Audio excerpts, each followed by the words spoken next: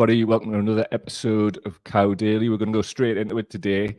We've got Martyn Ware from Heaven 17 and the Human League. I'm going to bring him in, but Martyn, I'm going to tell people what we're talking about just before we went on. You tweeted the other day, I have the tweet here, that you just want to unload. Would anybody interested in interviewing me for a political podcast? I need to unload. No red or blue Tories, though. No MSM associate or sponsored. Well, you're amongst friends here. Oh, good. Floor's yours. That's the format. Let's go with it. What do you want to talk about? Okay. So I'm treating this a bit like a kind of political therapy session. By the way, very professional intro. I've got podcast envy. Thanks, mate. That's very much appreciated. For anybody who doesn't know, I've got my own podcast called Electronically Yours, where I interview kind of a lot of musicians, but also I've interviewed Jeremy Corbyn actually. And a lot of kind of creators, but also comedians, but mainly musicians. Okay, what do I want to get off my chest? I live in London, and I've lived here for 40 years now, although I spend a lot of time going up and down to Sheffield, which is my hometown, going to see the Wednesday. Yeah. And I feel in London, I've obviously got very good friends and everything, but I feel quite isolated from a political point of view now that I've resigned from the Labour Party a few years ago. Well, as soon as Keir Starmer became leader. Yeah. And the reason for me resigning from the Labour Party is that Keir Starmer used to be my MP. He used to live in Primrose Hill, which is part of his constituency. Mm-hmm. He showed to me in that period of time when he became MP there. I was a fully paid up Labour member, activist, door knocker, you name it, I did it. And especially enthusiastic, as were many, many other people when Jeremy Corbyn accidentally came to power, I would argue. Ironically, Margaret Hodge was the person who proposed him, I think. Yeah. Just as a kind of political expediency in the first instance. And as soon as it was clear that there was an enormous appetite in the British population for some kind of genuine left-wing representation, and actually quite a mild form of democratic socialism, the establishment circled the wagons and ensured that this would never happen again. And Starmer is a manifestation of that. He is a placeman for, I know it sounds like some kind of weird conspiracy theory, but it's not. I've seen him in action. Even gave him the benefit of the doubt for a while. I did a couple of fundraising things for the local Labour Party. I even did some DJing, stuff like that. Yeah. I thought, look, he can't be as bad as he appears to be. And I have to tell you, he is.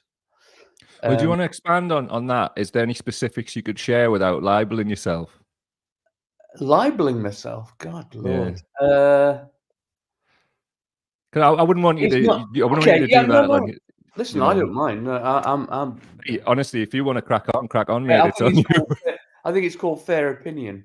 Yeah, fair. I think you're right. Let we do it. I don't think if I was saying, he's gone and he lied and he's been a racist to it. And I'm not saying that. What I'm saying is, in my opinion, he is not trustworthy. I've seen various instances of it, particularly actually when he was part of the cabal of MPs who went one every 10 minutes into Corbyn's office to try and get him to resign.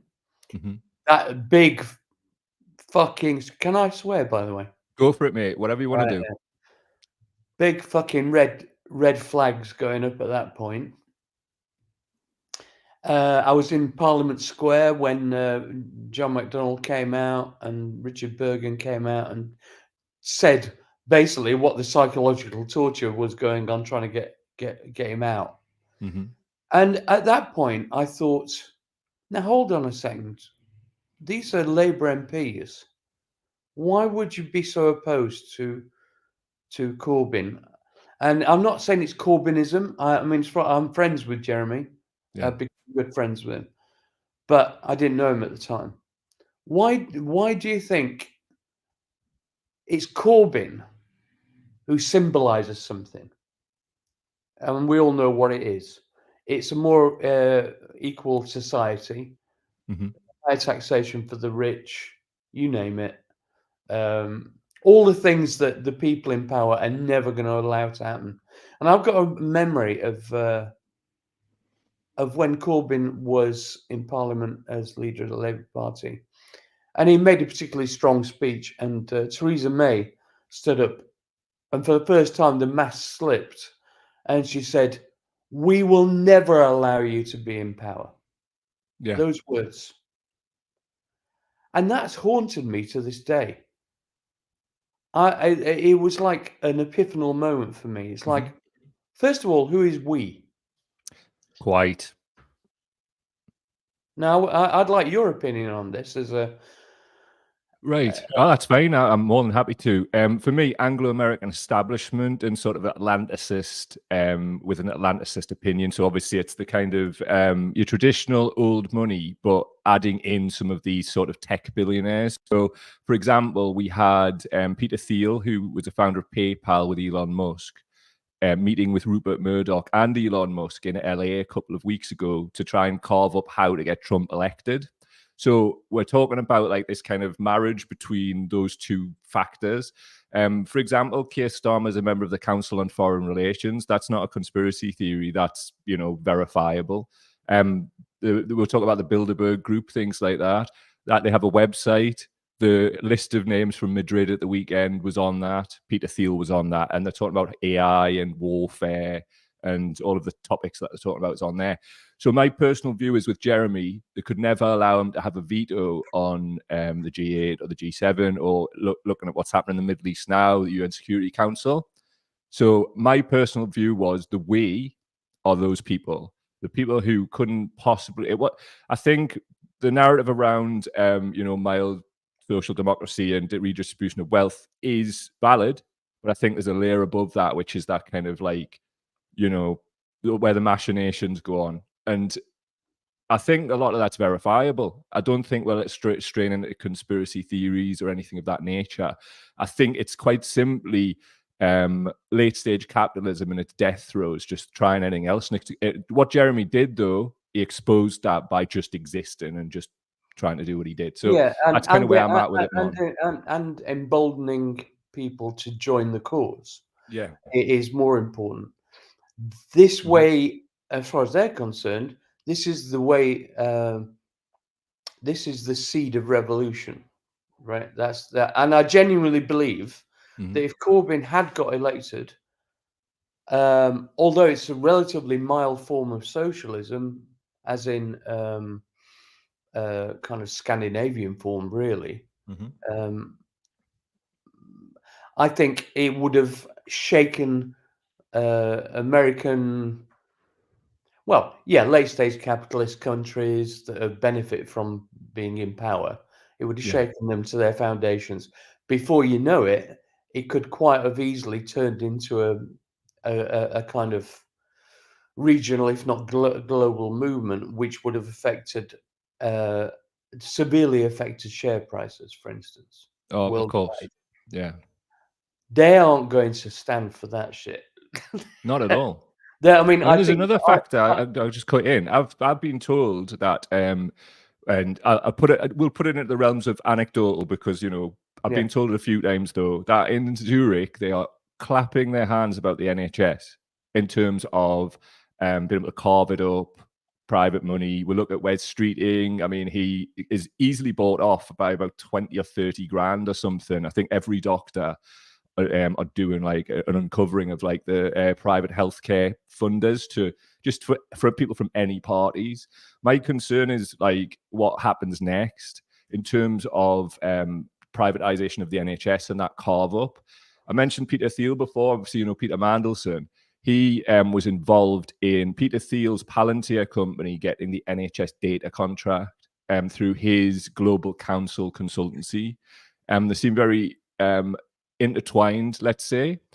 So I'm concerned that it's not so much a changing of the guard at the next election; it's just a changing of management. You know. No, of course it is. Yeah, I mean, it's blatantly obvious to anybody who has got the slightest interest in what's going on. The problem we have, obviously, in this country is that um, that all the mainstream media have been appropriated now. So uh, this is a relatively new thing that all the major transmission channels are now controlled by the orthodoxy, the neoliberal orthodoxy, and it's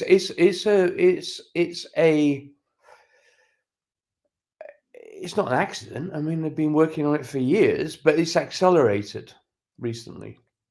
And um, the the thing that really worries me is that I think we're no longer in a democracy.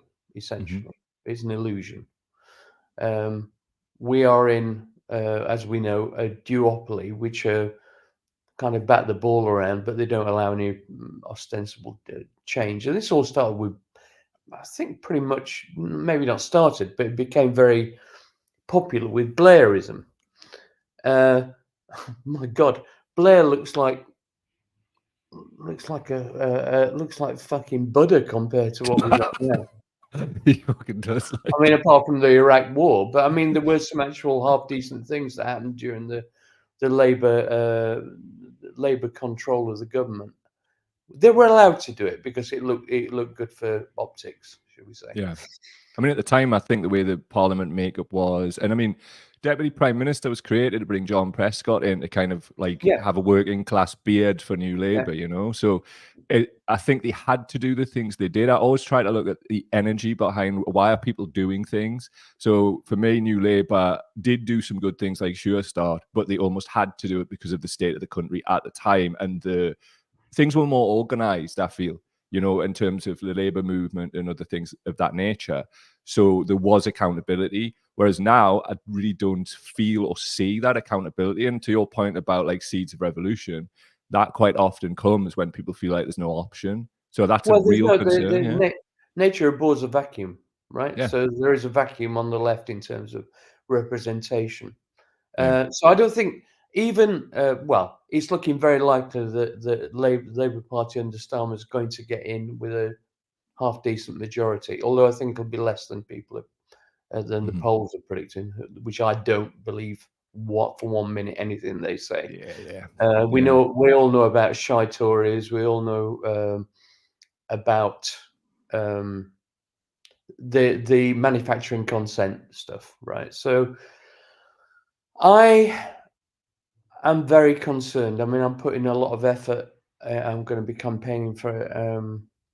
I volunteered to campaign for Andrew Feinstein. Oh, good. Um, I am friends with Faiza Shaheen. I've actually been round that constituency, Wood Green. Yeah. Yeah, I've been round there with her, on the doorstep. She's a decent, intelligent, passionate woman. There are certain things that shall we say, she was being a little bit pragmatic about. I'll give her the benefit of the doubt. To do with her criticism of Corbyn, which I didn't particularly like. But No, I didn't either. No. I mean, it hasn't really paid off for her either, has it? having said that, in the land of the blind, the one-armed man is king, right? So, Yeah. uh, um, my worry is that even though we've got left representation to a certain extent, it's not very big in Parliament at the moment. They are so cowed, and this worries me greatly. Yeah. You get the occasional tweet from John McDonnell. You get the occasional statement from Richard Bergen, um, and various other left-wing MPs, but it seems totally uncoordinated. The left-wing cadre in the Parliamentary Labour Party seems to be completely under the heel, Yeah. and it concerns me. My mantra is follow the money. Yeah. Where's the money? If people are, Are people willing, on a point of principle, to give up what is essentially a cushy number of being an MP? The thing is, though, right? What strikes me, the huge amount of money that's involved, like global money, right?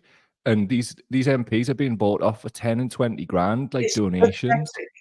pathetic. That's the most pathetic part of it, Martin. It's like, at least if you're gonna be shady. That's just like, small money, like in the grand scheme of how much is moving around. And it just makes us feel like we know that the placeholders, some of them, and to an extent, right?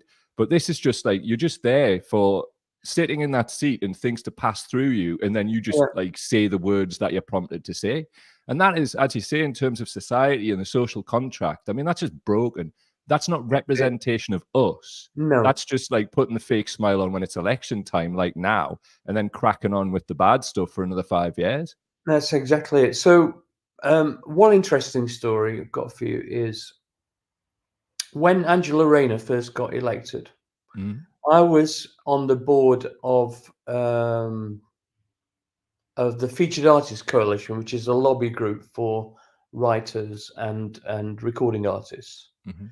And we used to occasionally go down to Parliament and talk to various MPs who had a personal interest in music. In fact, there was even a band of MPs. I don't know if you didn't know about that, but Is this called the one that Blair was in? Because there Tango was a whole Four. time was when they were positioning him with like guitars. Was that then? Was No, it? no, no, no. This is Brennan, right? And a couple of other guys. It was a cross party. It's just a bit of fun. But the point Yeah. is, there's a bunch of MPs that are interested in that do have an interest in the music industry, and Mhm, they're the ones that you go to lobby. Anyway, I got involved in that, so I was invited to Parliament. I was there with uh, the chair of our organisation, Crispin Hunt, and Sandy Shaw, who you may remember, mhm. Yeah. who was involved as well. And we're talking to them, and we went for a drink in the Strangers Bar. And uh, I didn't have a drink. I was busy talking to people. But at the bar was Angela Rayner, and Mhm, she was surrounded by a bunch of fawning acolyte journalists who were blowing smoke up her ass, mhm. and she was loving it. You could just see that she had bought. She was in love with being a star in that world. Now, I can understand it. I've seen it in the music industry all the time. There is a significant number of people for whom fame and stardom goes to their head 100%. Well, let me tell you, Angela Rayner, as far as I'm concerned, uh, I looked at her behaviour in Parliament through that lens after that, and it all makes perfect sense to me. Yeah. I think she's always had very low wattage designs on the leadership of the Labour Party. I don't think she's ever going to achieve that. All these, photo shoots with the fucking Sunday Times and the Murdoch papers, and Well, when that happens, and it was the same with Jess Phillips, her front cover on the Sunday yeah, Times magazine. It's the starting to position the yeah, of pecs course. for, that's Yeah, it's kingmakers, isn't it? yeah, Kingmaker territory, like they're doing with Penny Mordaunt at the moment for the Tories. She's yeah. obviously going to be the next leader. We all know it. Uh, that's why she was carrying that fucking stupid, sword in that Yeah, yeah. nonsense rubbish. Anyway, um, but anyway, yes. So, and now we get onto the really contentious. I don't think it's contentious personally, but get onto the stuff that's going to cause the most reaction. Probably is Gaza for me. Yeah. I have to talk about it. Mhm, Um, about 6, maybe 7 years ago, I went to. I'm part of an organisation, a part of a charity called In Place of War, mhm, which helps young people in war torn or kind of very difficult poverty situations around the world. mm, And we basically organise. creative training for them, so there's another way of them getting out of their terrible situation. We also Yeah. send out equipment, etc., etc. I've been all over the world with them, and one of the places they invited me to go was Palestine. Hmm. And we were invited to go by a multi-faith organization, that was, and their premise was to bring together the Jewish faith, Muslims, etc. This was based in Nablus, Hmm. and as part of our week-long trip, we were going to be taken to various places on the West Bank. We didn't get to go to Gaza, unfortunately, although after being there, I wanted to go, but Yeah. we heard all about it. Mm. So, spent a week in Palestine, being ferried around to show what was going on in the West Bank, which is, ostensibly governed by the Palestinian Authority. It's nothing to do with Hamas or anything. The people we met just want to have a peaceful coexistence in some way, and feel like they're being considered within this country. I saw some extremely disturbing sights, including violence by the Israeli Defense Forces to children, with my own eyes. This is not like some, kind of Yeah. hearsay thing. Um, Went to the Jenin refugee camp, which frankly shook me to my foundations. Yeah. We stayed and had were given ultimate generosity by people who had literally nothing, Yeah. um, telling us their stories about how their teenage sons were incarcerated for, you know, one of them was incarcerated for 5 years, not allowed to get any visits, with no trial. Yeah. We were taken to see the wall, obviously, Bethlehem. We went to Jerusalem, which was the most shocking thing of all Right. for me, which was clearly a frightening. It felt like a tinderbox. Yeah. There was obviously, lots of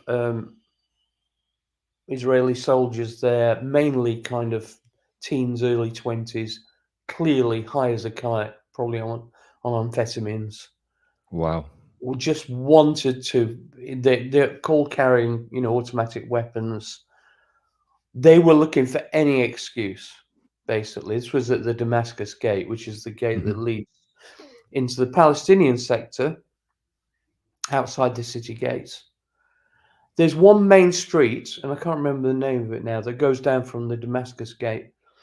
And it's the street where it's a bit like Charing Cross Road in London. It's like where all the bookshops are, and it's where the university. It's the learned part of town. It's like Yeah. Trinity in Dublin or something. And we went to like a Palestinian bookshop where it's got lots of specialist books that we're going to bring back. You can't even bring them back through customs, by the way, through Tel Aviv. You have to send them via DHL.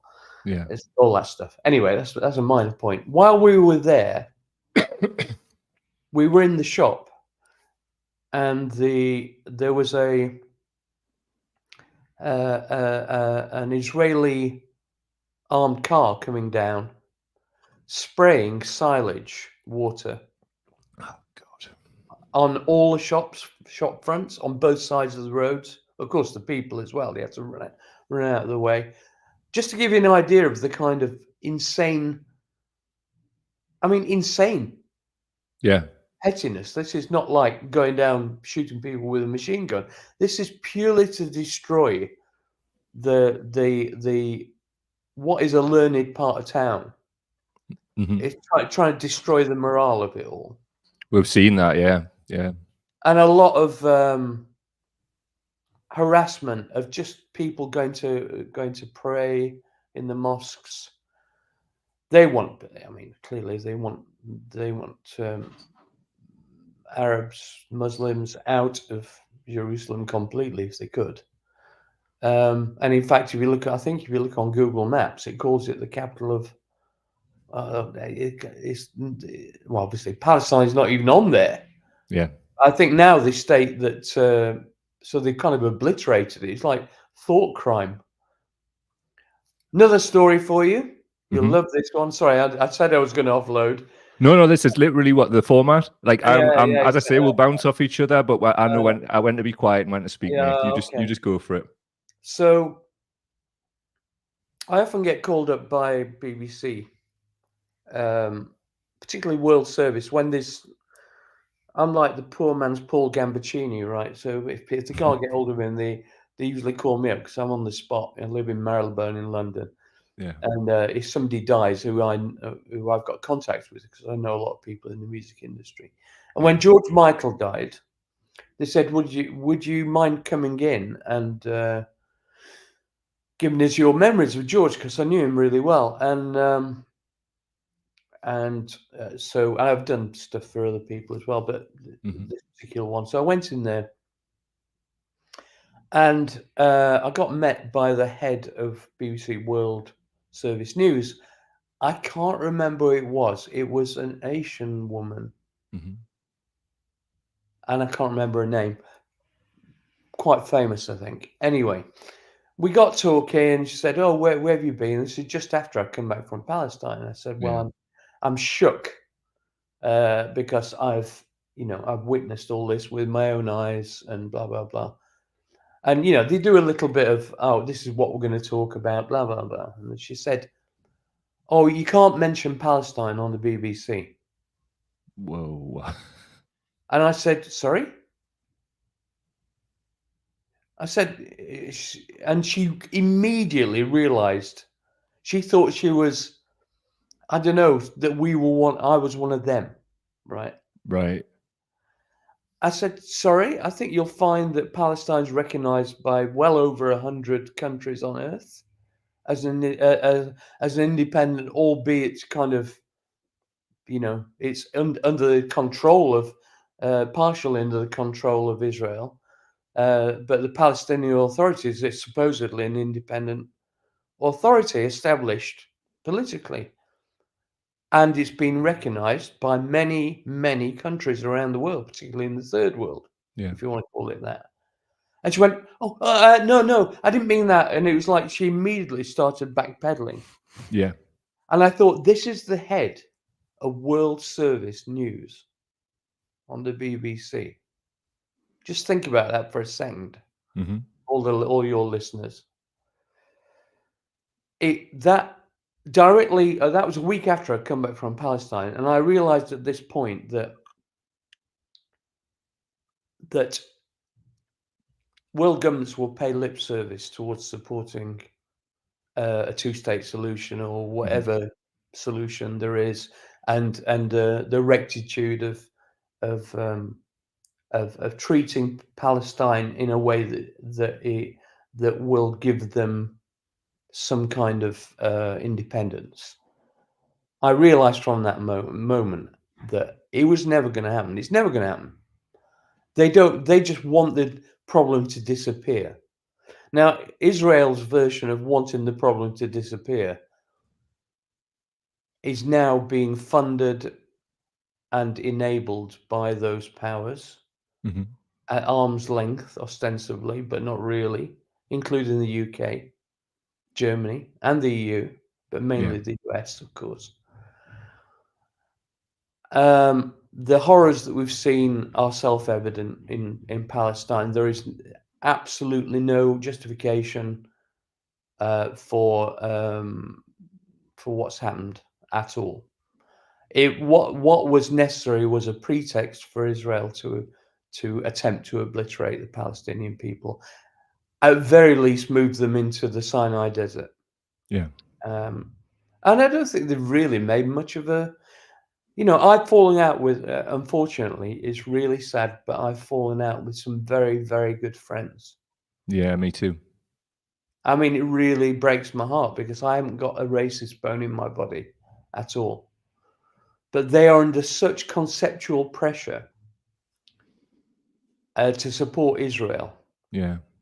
a lot of them, not all of them, but a lot of them, that they feel that they have to, they feel like they've been forced to pick a side, and that side means is basically the justification for all the violence that's happening, the unconscionable, anti humanitarian, anti international law. To the extent that now the Americans are seeking to almost criminalize the ICC. I mean, what's Yeah, that I all? mean, It's yeah, they've fucking put stuff insane. through Congress where it not only goes after the officials but also their families. So there's some kind of like travel ban. And I mean, I don't know if you're aware of this, but there's some kind of thing around the World Court as well in The Hague. If this was passed during Bush the son's era, so basically, if any American official or ally is brought before the World Court, then the Americans have declared a law themselves that they can invade Holland, which is just absolutely ludicrous and insane. But that exists. So it's like the world police is just like kind of, I don't know, it comes back for me that back to that late stage capitalism thing. Things are getting exposed because they have to become increasingly more exposed because, and I feel it's about like global hegemony, BRICS plus China, Yeah. Russia, Saudi becoming more aligned. And I think that's those pressure points at the top are just cascading down. And I think possibly that may have informed why Israel went for it this time in the way they did. Like it feels like a last roll of the dice because although I can only think of it like that, or they're literally trying to break the international order. And by they, I mean like the people that we've talked about throughout this, not just Israel, Anglo-American establishment, and how that's all intertwined. That's where I'm at with it currently, I think we're in a very perilous situation. Yeah. And my personal view is that the Middle East is a much more perilous situation than the proxy war in the Ukraine, Mm. which which is very disturbingly being talked up by UK politicians. Again, Mm. follow the money, arms manufacturers, money, money, money. That's Yeah, indeed. I basically, mean, Andrew Feinstein, who you're going to support, he's been yeah, on the show and he's done some amazing work in the arms industry, hasn't he? So it's yeah, I was really pleased. And actually, when Andrew and I spoke, I said to him like this before he announced it, I was like, why don't you stand against Starmer? I'm not claiming any credit, but he right, felt a bit, he looked a bit awkward. So I was like, you're going to do this, aren't you? And he yeah, has. And I couldn't be more pleased. Honestly, Martin, yeah. like when I spoke to him, I was like, He's there's a an great element of man. there's an element of greatness around him. There's an aura. Yeah, I mean, his mentor was Desmond Tutu, and I know, he was I know. there with Mandela with the NC. And the fact that he's standing against Starmer is interesting. That's so interesting. Starmer is widely disliked Yeah. um, in his own constituency. Hmm. I used to go to Primrose Hill um, branch Labour Party meetings for about 3 years, and and he was always trying to be chummy, but he never washed. He never kind of felt authentic. Um, and I mean, I'd like to think that in my profession, part of what I do as a record producer, working collaboratively with people, is you have to be a bit of a psychologist, Yeah. uh, either unconsciously or consciously, and you get a really good radar kind of sensitivity towards inauthentic people. Yeah. In fact, my motto in business, and you can go back 40 years, and I said it right from the start, is no arseholes, right? Oh man, I I'm don't so have with you. time. I mean, not only do I not like them, they Yeah. confuse the world around you because by association with them, it makes your life more difficult. You can't rely on them, and you're better off, even if it looks like you're going to get a short-term gain out of them. You're better off not touching them. And he's Yeah. like one of those people. My fair view, in libel terms, is he's an arsehole, but I think he's been bought. And Okay. I generally do think he's been bought in every sense of the word. Conceptually, I think obviously power is an enormous drug. He Yes. wants to be leader of the country. You know, he's been lined up for it. Hmm. And from way back, I'm pretty certain he was put there as a infiltrator to destroy. In fact, I put a tweet up recently. I thought it was quite good. I said I found the perfect metaphor for Starmer, which is like the you know that the zombie fungus that inhabits the brain of insects and Yeah. changes their behaviour. Because I thought, first of all, it's like cuckoo in the nest, and it's a bit simplistic. This is more like it. He's like the zombie fungus of UK politics, as far as I'm Hmm. concerned. Not just, I mean, I'm saying him as shorthand. It's him and his repulsive acolytes. Yeah, they really are too. I mean, repulsive. I mean, Luke Akehurst. I don't even know where to go with that. He is going to get annihilated. I hope so. I think I wouldn't be surprised if he withdraws at some point I hope because so, because nobody's honestly, going to vote for that cunt. that Excuse my language. constituency is where my dad was born. It's No, 5 miles from where, like, our ancestral seat is, where Council House and Gateshead, but it's like, it's not far. It's my area. It's where I'm from. I'm not there at the minute, like, but it's my area. And the fact that, like, I just can't countenance this. It's got an additional layer to it as well. And do you know what it feels like? It feels like they're deliberately trying to troll or a Pidcock. well, of course it is. Of course it is. You know what it is? It's definitely they. Right, it's from the art of war, isn't it? It's like Hmm. you don't just beat your opposition; you Crush humiliate. them. Yeah. Humiliate, Yeah, crush. in fact, Yeah. humiliation is more important than the actual physical beating of them. Yeah. We see it in Gaza, we see it in the West Bank, we see it all over the place. Just going back to the Israeli lobby, which is Yeah. completely 100% real, as we all know. I saw an amazing 10-minute clip on the internet yesterday about APAC in Yeah. America. Apparently, a quarter of all Senate members are sponsored by APAC. Yeah. Now, if that isn't a significant undermining of so-called democracy, or the world's greatest democracy, as they would like to call it, Hmm. I don't know how can it be allowed? I mean, I'm preaching to the converted here. We all know what's going on. They are essentially, Israel is a proxy in the Middle East for American interests. I mean, Biden, have you seen the clip from the 80s with Biden? And he's giving a rousing speech and he's basically saying, like, if I'm a Zionist, if Israel didn't exist, we would have to create it for our interests in the Middle East. Yeah. Like, he's on camera saying this, you know? Well, it's anyway, it's self-evident, but Yeah. the point is, it's still a foreign power. It's not a Yes. state of America. It's not part of the Constitution. So how can they allow a foreign state to so obviously control large swathes of people who make laws in America?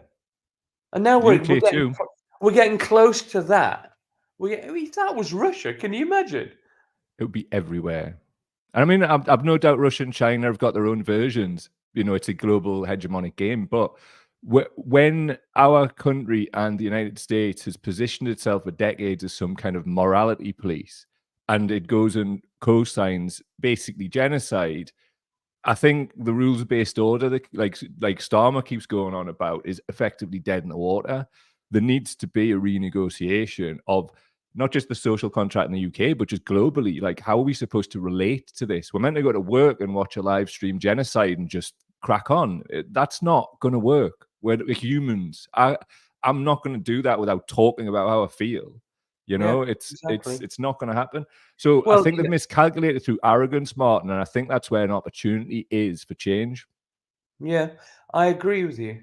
The really, really terrifying thing, and now we're moving into something that's a bit more on the edges of, you know, of a very dark world Hmm. indeed. The thing that worries me greatly is there is constant. Well, the power of the Trilateral Commission, Yeah. it is, and anybody can go online and look at the members of the Trilateral Commission. I Yes. mean, that's assuming that they're all being honest, which I'm not convinced of either. But there's like hundreds and hundreds of them. Hmm. Starmer's in there, of course, um, and has been for a while. And they don't publish their minutes. They're not going to tell us, but they do not make any bones about the fact that they would like to say, "Oh, we're just a think tank," or whatever. No, no, no. They're trying to actively manipulate world events Indeed. on a kind of de facto world government basis. This and when I was looking down this list, one thing struck me very strongly. I would say, and this isn't a confirmed stat, by the way. It was just back of a fact packet looking down the Yeah. list. I would say at least a third of those people are from major financial institutions, international financial institutions. There's a huge number of government associated institutions as well, but I would say way over half of it are private individuals. Do we want those people running our world? I No, don't and personally. what I object to, right? And you look at the things like Trilateral and also Bilderberg, they're not Mm, publishing minutes, and we've got public exactly. officials, elected officials, off the record talking to CEOs of companies. That shouldn't be happening at Yeah, all in any way, shape, or form. They're there to represent us. Why can't we know what they're saying? I'm with you on that. In fact, I think you should be the prime minister. Mate, I would, but I'm busy. I'm washing my Take. hair. Do you know, at one point I did consider standing as an MP in the Yeah. height of the kind of left wing leadership. Hmm. And I thought, well, if I did, I'd have to kind of give up everything to do with music. And I love creativity so much. And I thought he's Yeah. such a, despite the good I think I could do, the venality of the political system is so awful. Yeah. It's awful. They're the worst people, They really largely. are, and I mean, I've actually been asked before to stand and things like that, and I've always said no. It's not really because of the jobs per se; it's about the people that I would have to go to work and be around on a daily basis. I They're don't think I've got it in us poisonous. not to like smack somebody in strangers bar. I think it would just be like imagine Akehurst getting, it's like No, it's no, not no, in no. us. I'd eventually snap and somebody's getting a backhander because they're really setting out in bad faith to like for me, Martin, I'll tell you what it is for me, right? There's millions of people in poverty, and none of these fuckers are given any kind of like hope or prospect of that changing. And people aren't even, in a lot of times, choosing between heating and eating. They're just not doing either. And that is unacceptable in a so called like sixth biggest economy in the world. For who? I mean, we've had these discussions during like the Corbyn era, and we've got to keep them going. And I think 2019 personally was about crushing our spirit, and I just Yeah, of course. absolutely and utterly refuse to let that happen. I will not let that occur. I will not let them crush my spirit, and that's my No, no. starting point for change. I feel. Well, you look at people like Stephen Kinnock, Hmm. Angela Rayner, who Yeah, were on screen looking distraught when Labour won seats, yeah, and were laughing when Labour lost seats, left-wing candidates. yeah. What the fuck is that all about? Well, we know what it's Hmm. about, but anyway, on a just to offload another thing that's incredibly worrying, is this kind of overarching suspicion that if there is this kind of de facto world government evolving as we speak, like some kind of mutant fucking monster, they genuinely want to. One of the key points which they dispassionately, I've heard dispassionate comments about, and but they would passionately deny is happening, is certain people have let slip that that they believe that the world population needs to decrease. Yeah. Once you accept this insane premise Hmm. and start looking at the way the global politics are organizing around that, that terrifies me. Hmm. If it's not going to happen naturally by famines, climate change. Oh, let's talk about climate change. Fucking hell, we haven't even gone to that yet. Yeah. And everything is like a giant distraction away from the big issue, which is climate change is going to alter everything. And I mean, Everything. I know about AMOC then, the ocean current in the Atlantic. There was Yeah. a study came out recently which shows that it could collapse as soon as next year. So that obviously within a range of like the period that they've given, that could even happen any day now because it could happen even sooner than that. So what that means, I mean, if anybody's seen the film The Day After Tomorrow, it Yeah. means that. So, if the Atlantic current collapses, then you're basically looking at parts of Europe not being able to grow things because of the climate. It could change the climate immediately. Well, we could be looking at another ice age. Yeah. Oh, the ice age was only like 10,000 years ago. It's not that long. Mhm. And we all know for people who, I mean, obviously we most people know this now, but the UK is on the same latitude as northern Canada. Yeah.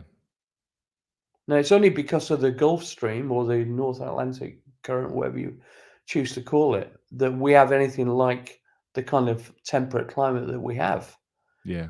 If that was to stop, we would very quickly find ourselves. Well, in fact, I think there's evidence of it happening, of the weather in the UK changing significantly. Yeah. I think we're getting into more like a kind of Scandinavian style weather pattern now, Mhm. which is like a few weeks of extreme heat, but mainly kind of cool and wet, Yeah. and even colder in the winter. Well, actually, it's still quite mild in the winter at the moment, but that would change if the Gulf Stream changed. So I think we are aiming towards more like that kind of. Did you see that thing on the news about May was the warmest May on record in the UK? Mhm. Well, it certainly fucking wasn't in London, let me tell you. We had the heating on until the end of May. Yeah. I Yeah. just don't believe it. I just don't know where they got that information from. I think there's something very fucking strange going on. I don't know. Maybe it's just like and like the average of it over the time because it can still be like kind of warm and rainy, So Yeah. Okay, so moving back to politics. mhm. Um, when when is the left going to get organized and consolidated? I mean, I think the collective thing is promising, but whether we like it or not, throughout history, there's no kind of evidence of a kind of bland worker ant organization where there's an egalitarian thing and there's no real leadership. There needs to be a figurehead. There needs to be, or a series of figureheads Yeah. that act as a nucleation point for policy and ideas. And there needs to be an organization for aggregating those ideas from the general public. I agree. I think it's been a missed opportunity this past 5 years. And I mean, I know you know Jeremy, and you know I do love the man, but I do have a criticism that he didn't declare before now what he was doing. There was so many people who've sat in limbo, myself included, thinking, right, well, he's obviously going to start something, and then it just died off. And Well, you see, obviously, I feel sorry, go I on. see the Peace and Justice Project has been a bit of a sideshow. Yeah, me too. I see it as it's a you know it's completely right-minded, but it's like a listen. Everybody's in politics, whether you like it or not. Small p. Every action we make, going to a shop, deciding to shop in our local, which is an Asian store, rather than fucking Waitrose, is a Yeah, political act. yeah. As far as I'm concerned, I think it's the best everything's vote we can make currently. Just what we spend our money on. Like it's a great vote. using public resources Hmm. and allowing them to build up a case for keeping them is a Yeah, political act. Going to libraries, um, making sure that you get all the benefits that you're entitled to is a political act, because if it's use it or lose it all the time. yeah. You see this at the end of a financial year with local councils around the country. It gets to like February, March, and all of a sudden there's a million fucking potholes being filled That is in. so true. And I'm going to tell you why. I used to be a consultant with councils, and you would get phone calls, say February, March, saying, "Can you do anything? Because we've got Yeah, this surplus." So they do, as much as like, you know, councils has been cut to the bone for the last 14 years. I do think, and from a professional level, that there needs to be like sort of like better management within. yeah, It's the yeah. way that like I'll not go too deep into this, but it's the way the departments even like talk to each other, even small things like the settings on their firewalls too high, so you can't send an email to certain people. You've got to ring them and ask them to have your email taken off a spam list. It's mad, you Yeah. know. I agree, and this silo thing is something I've noticed in the last 20 years. I mean, I was really a sole trader until Hmm. 2000 as a member of Heaven 17 and as a record producer, and then I started a company called Illustrious for my 3D sound company, and then I started Yeah, organizing myself around having to talk to corporations. I mean, I've worked with yeah, all the big museums in London, worked with a lot of big sponsors, worked with, and had to learn. I even as a sidebar formed a sonic identity company, which is a yeah, marketing initiative to try and pay. That's the kind of bread and butter stuff, and it pays for yeah, the more esoteric stuff. So I got to learn all the kind of corporate ins and outs, also dealing with councils. You would not believe, well, maybe you would believe, we did an installation, a 3D sound installation during the Olympics on the whole length of the Millennium Bridge. oh cool, It was fucking amazing. It was on for 8 weeks. yeah, People loved it. They set up Facebook sites saying, let's keep this permanently, blah, blah, blah. All about the history of London and stuff in 3D sound. yeah, And we had to deal with Southwark Council, City of London, um, London Port Authority. My God, it was a political nightmare. So all those things, I understand this silo thing, which I never really got before, so I never had to deal with it. I also worked with. I've worked on various boards where I've had to deal with people who are ex-council. That is the biggest pain of all. Those I better people, watch what I'm saying because I'm working with the council at the minute trying to those get like a stadium people, you better idea off watch the what you're ground. saying. Non-attributable briefing. I can say it though. Yeah, Uh, a bigger bunch of largely, they probably started off with the right intentions. Bigger bunch of prevaricating, time-wasting gas bags. I think I've rarely had the misfortune to deal with. Um, it used to drive me mad. Anyway, so I didn't want to do any kind of public service stuff after that. yeah, yeah. I get you, I, man. I, I I was not interested. Although Yeah, You always go into these things with the right intentions, but You do. Listen, Martin, I've got to go walk my dog. yeah, Like, so he's given us the death stare. But listen, this show, right? It's part of an ongoing conversation. So we'll have high profile people like you, we're sometimes just me yeah, talking. So like with the live chat and all that. And you've been a massive like contribution to it. And I appreciate that just on a human level, you know. thank I you. understand you're a well profiled man, but I really, really like you as a human. So thanks for your Oh, time. thanks, man, and you too. I think we're on the same page. It's just Seems nice to so. talk to people who are. God, sometimes it feels like a lonely place. I mean, I go on all Palestine marches, so I feel a sense of community there. But it's like Yeah. it's tough in London, let me tell you. I hear you, mate. I do. If you're ever passing through, come for a brew. I'm actually in Catalonia at the minute, so if you're Are you? around, I Oh, am, mate. Aye, lovely. Oh, aye. good. Well, have a nice time. I'm off to Venice tomorrow, so today. Yeah, have So, a good one. yeah. Listen, if you All ever right, want to man. come back on, just send us an email and we'll have another chat. I love the format where we just had a chat, just a Yeah, chat and a that's brew, what and we'll my have a chat. You know. podcast is like. So, yeah. Yeah, good stuff. All right, man. Really appreciate you, mate. Thank you, and just thank you for having a voice and actually using it because there's so Yeah. many people in the music industry who aren't, No, and no, I respect you no, for that, man. no, no. Thank you. Cheers. All Cheers, right, mate. man. Bye. Bye. That was Martyn Ware, Heaven 17, Human League founder, author, and activist. Really good bloke as well, isn't he? I'm really chuffed that he wanted to come on and hope he comes back again. And I know you will be because obviously you've been listening for about 10 years. So you know who we're like, and we're like Martyn. So thanks, everybody. I'm going off to walk the dogs because the death stare is very real and I'm looking over at him and he's not letting it off. He's like a laser. I'll see you later. Bye.